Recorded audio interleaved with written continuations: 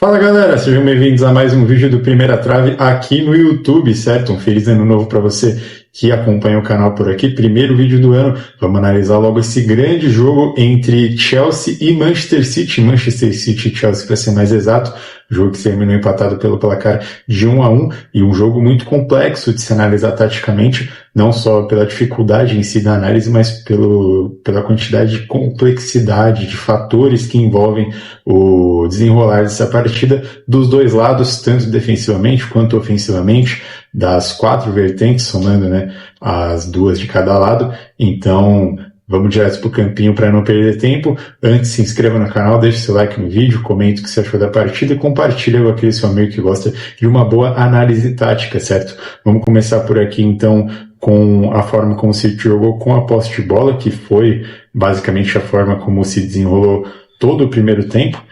a grosso modo dizendo. O City resolveu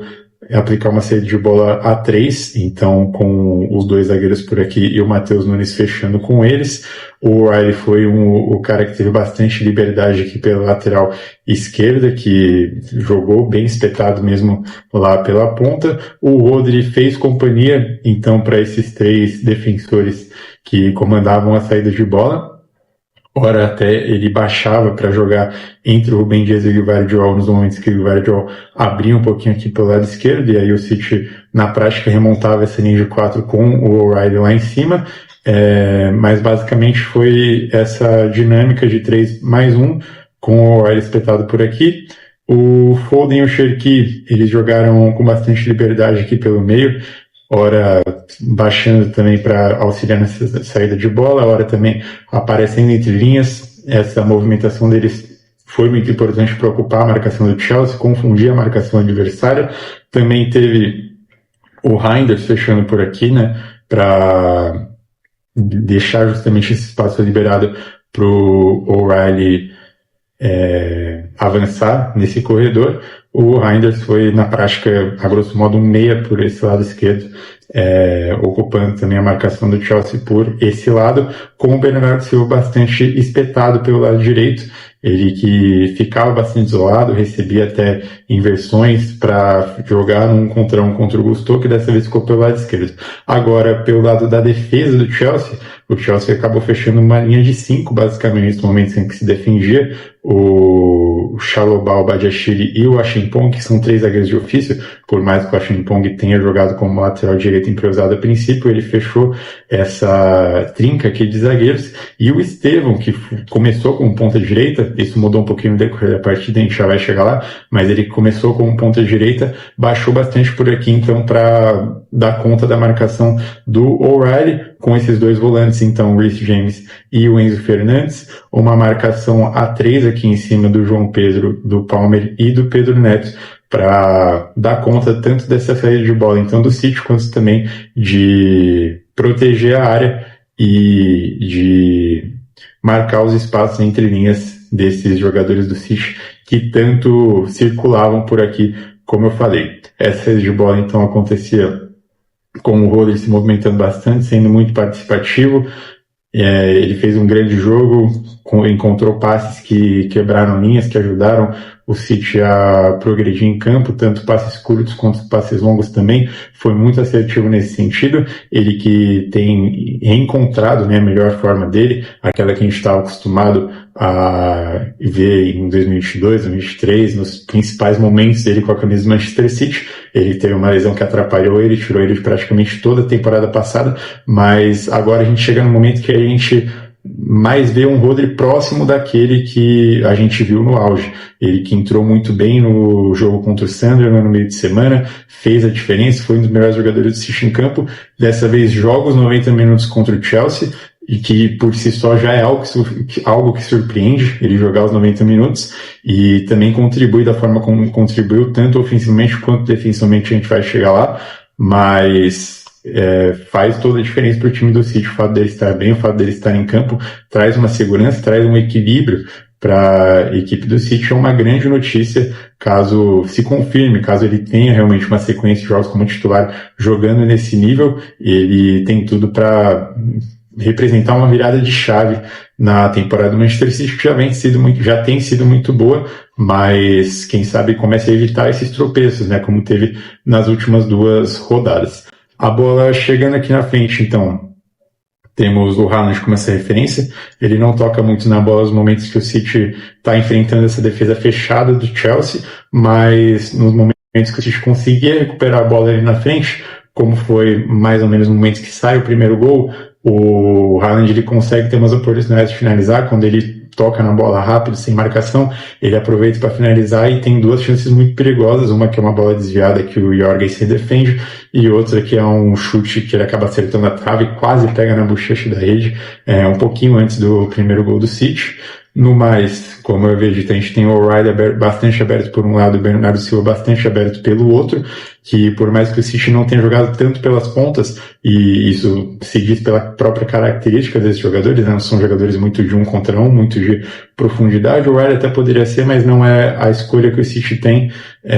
tanto que o Guardiola opta por jogar com o Reinders por aqui, ao invés do Doku aberto, que aí traria o O'Reilly para dentro. O Doku até entra no segundo tempo no outro contexto, mas a princípio não é essa a estratégia do City. A estratégia do City é jogar mesmo pelo meio, tendo as opções de ponta para desafogar, para rodar a bola, para encontrar esses caras espetados isolados em determinadas situações, quando o meio estava muito congestionado pelos defensores do Chelsea, é importante para desafogar. Mas o jogo com a bola do City passou muito pelo meio, e a presença do Reinders por aqui foi muito importante. A gente teve o Chalobah pegando o Haaland na marcação, fez um bom jogo, inclusive. O Haaland não foi tão participativo assim, como eu falei, exceto nos momentos que o City recuperava a bola lá na frente. O Haaland conseguia pensar rápido, trabalhar bem rápido ali com a bola. No mais, a gente teve o Foden e o Cherki circulando bastante. Ora, o Cherki até chegava a ocupar a ponta para pegar situações de 1 contra 1, mas não fez um bom jogo, longe de ser o jogo mais inspirado dele com a camisa do City. Jogou bastante, não só no primeiro, mas também no segundo tempo, quando ele teve umas oportunidades com mais espaço, em transição, nos momentos que o Chelsea tinha mais a bola. Enfim, independente do contexto, o Cherki não fez um bom jogo. O Foden e o Cherki, eles chegavam a tentar invadir esse meio espaço, também aparecer como elemento de surpresa, mas os jogadores do Chelsea estavam bastante atentos aqui, tanto o Reece James quanto o Enzo Fernandes, para fechar esses meios espaços. E o Reinders, o papel dele no jogo foi muito interessante, que ele não só causou um volume diante da defesa do Chelsea, mas ele também, por si só, individualmente, fazia um movimento muito interessante, que era de recuar por aqui e puxar a marcação do Achimpong. Por que é importante ele puxar essa marcação do Achimpong? Porque ele era o único, praticamente, que conseguia deslocar um jogador dessa última linha do Chelsea para fora e gerar esse espaço diretamente em relação à área, porque a gente tinha aqui o Foden e o Cherki que ocupavam os volantes, mas não tinha ninguém que tirava o zagueiro da zona de conforto, a grosso modo, digamos assim. Então ele fazia bastante esse movimento, e por mais que o Reece James estivesse bastante atento aqui, né, para fechar esse meio espaço, quando o Foden tentava invadir, ou quando o próprio Reinders invadia nas costas do Achimpong, era um fator que causava dificuldade na defesa do Chelsea. Então o primeiro tempo basicamente foi esse, o de muito domínio da posse de bola do City, e uma criação de chances que também não foi das maiores possíveis. Essa criação começou a crescer ali da metade para o final do primeiro tempo, como eu disse, nos momentos que saíram as chances do Haaland, nos momentos que o City recuperava a bola lá em cima e não só forçava chutões que devolviam a bola lá atrás. Então, foram esses os principais fatores que determinaram o desenrolar do jogo por parte do City. Também a forma como o Chelsea se defendeu. Curioso a gente ver essa dedicação defensiva do Esteban por aqui, o Gusto pelo lado esquerdo, e a postura do Chelsea também, de modo geral, chama atenção, por mais que estivesse enfrentando um adversário que vive um momento melhor no campeonato, é melhor tecnicamente, com a bola no pé, enfim. Mas surpreendeu, de certa forma, o Chelsea ter entrado uma postura tão defensiva, tanto de abrir mão da posse de bola, tanto de focar em se defender e jogar por uma bola mesmo, mas ao mesmo tempo é algo que se justifica pelo fato do time ter trocado de técnico recentemente. Primeiro jogo sem o Maresca no comando, né, com o técnico interino, E também, é claro, não podemos esquecer da ausência do Caicedo, que estava suspenso, ele que é o principal ponto de equilíbrio, né, desse time do Chelsea, assim como é o Rodri para o City, é o Caicedo para o Chelsea, aí tomar as devidas proporções, mas o Caicedo, se não o mais importante, para mim é o mais importante, mas se não o mais importante, é um dos mais importantes jogadores do time do Chelsea. Quando o Chelsea tentava sair com a bola, eu sofri uma pressão muito forte do City. Nenhum dos zagueiros, né, nem o Achimpong, nem o Chalobah, nem o Badiashile são zagueiros que têm como especialidade o jogo com os pés, e nem o goleiro Jorgensen também, né, que foi o mais pressionado nesse momento de saída de bola, foi muito forçado a sair com passes longos, que aí hora buscavam o João Pedro, hora buscavam o Palmer, hora buscavam também o Estevão, né, que saía dessa função aqui de marcar para jogar nessa verticalidade que ele tanto gosta. Mas os defensores do City também sempre estiveram muito atentos. Chama atenção também o papel do Rodri nessa parte da transição defensiva. Ele que não foi um cara que subiu tanto, né, porque, como eu falei, ele ficava perto aqui dos zagueiros para sair de bola, então ele tinha uma certa facilidade relativamente em relação aos companheiros dele para ficar nessa marcação, e ele foi um cara muito dominante nessa faixa do campo, né, nessa entrada do terço final, na intermediária do campo de ataque do Chelsea, digamos assim, para, enfim, cortar várias bolas, limpar vários lances. Ele, quando o Chelsea estava nesse momento aqui tentando trocar passe, tentando achar alguma solução,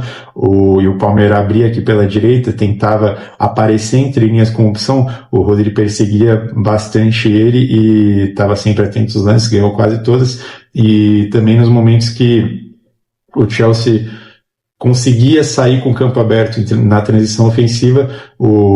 mesmo que não fosse nesse lado aqui que o Palmeiras tivesse, fosse com o João Pedro, fosse com o Pedro Neto, enfim, ele era o cara também que tinha essa liberdade para correr atrás e fazer essa cobertura, e também, enfim, protagonizou vários desarmes muito bonitos que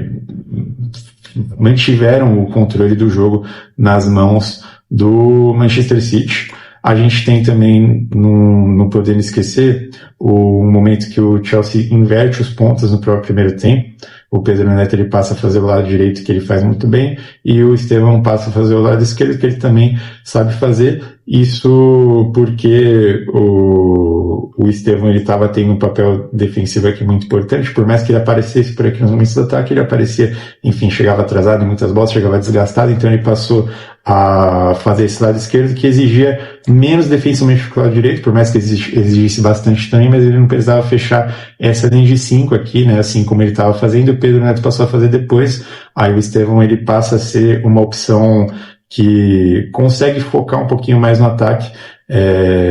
e o Chelsea tentou explorar um pouquinho mais essa verticalidade dele a partir dessa troca de posicionamento, que não fez muito efeito a princípio. O Chelsea só vai conseguir atacar de fato no segundo tempo, que é quando, inclusive, no intervalo acontece a substituição da saída do Estevão para a entrada do Andrei. Por mais que o Estevão tivesse essa opção de verticalidade, a entrada do Andrei faz com que o Chelsea tenha um primeiro volante